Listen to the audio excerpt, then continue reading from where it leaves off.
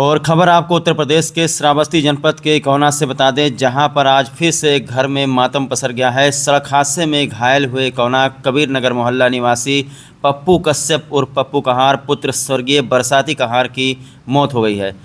मौत से पूरे परिवार में इस वक्त दुखों का पहाड़ टूट पड़ा है। घर में चीख पुकार मची हुई है। हालांकि अभी तक उनकी बॉडी घर नहीं आई है। लखनऊ में उनका पोस्टमार्टम कराया जा रहा है।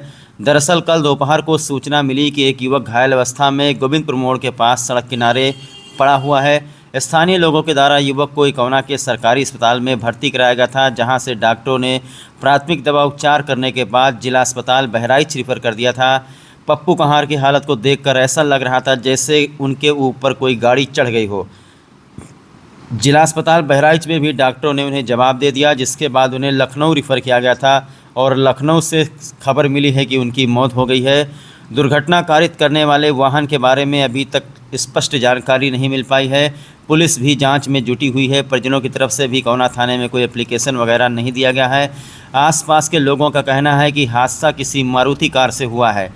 इकौना के कबीर नगर निवासी पप्पू कहार अब इस दुनिया में नहीं रहे। हादसे की जानकारी मिलते ही उनके घर पर मिलने वालों का तांता लगा हुआ है। इकौना के चेयरमैन प्रतिनिधि नसीम चौधरी ने इस हादसे पर गहरा दुख जताया है। आज संभवतः शाम तक उनकी बॉडी पोस्टमार्टम के बाद घर पहुंचेगी।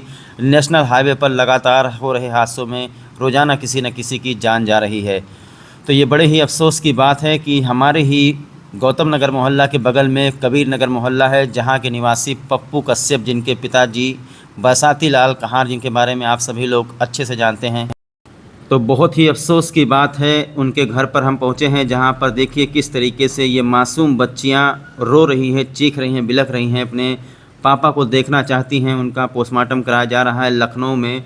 पूरे घर पर इस वक्त मुसीबतों का पहाड़ टूट चुका है। अभी तक पता नहीं चल पाया है कि हादसा किस गाड़ी से हुआ है। ग्रेट श्रावस्ती चैनल अभी घटनास्थल पर पहुंचा नहीं है। कल दोपहर को हमको जानकारी मिली थी कि इस तरीके का हादसा हुआ था। उस वक्त हम श्रावस्ती में थे नहीं। और आपको बता दें कि परिवार की तरफ से अभी तक कोई एप्लीकेशन वगैरह थाने में नहीं दिया गया है, क्योंकि पूरा का पूरा परिवार इस वक्त गमों में डूबा हुआ है। घर के मुखिया की मौत हो जाने से आप समझ सकते हैं कि इन बच्चों की हालत आखिरकार क्या होगी। जानकारी के मुताबिक उनका पोस्टमार्टम लखनऊ में हो रहा है। संभवतः जब पोस्टमार्टम हो जाएगा तो शाम तक उनकी बॉडी इकौना पहुंचेगी। आज ही उनका अंतिम संस्कार किया जाएगा। सहायता होगी, मैं पूरी सहायता उनका करूंगा। जितनी भी आवश्यकता उनकी होगी सब पूरी तरीके से मेरे तरफ से पूरी उनकी सहायता मिलेगी। मुझे अफसोस है कि आज मेरा एक परिवार मुझसे बिछड़ गया। मैं अब उनको वापस तो नहीं ला सकता, लेकिन उनके परिवार के प्रति हमारी संवेदनशीलता है। मैं उनके हर उस मौके पे खड़ा रहूँगा जब उनको हमारी ज़रूरत हो। ये जो आज कबीर नगर में जो घटना हुई, कबीर नगर के जो परिवार में जो घटना हुई है, वो एक माने जाने परिवार से हैं। स्वर्गीय बरसाती कश्यप के बेटे हैं पप्पू कश्यप। हमारी उनकी मित्रता भी थी। हम लोग उनके परिवार से संबंध है, सारे भाइयों से संबंध है।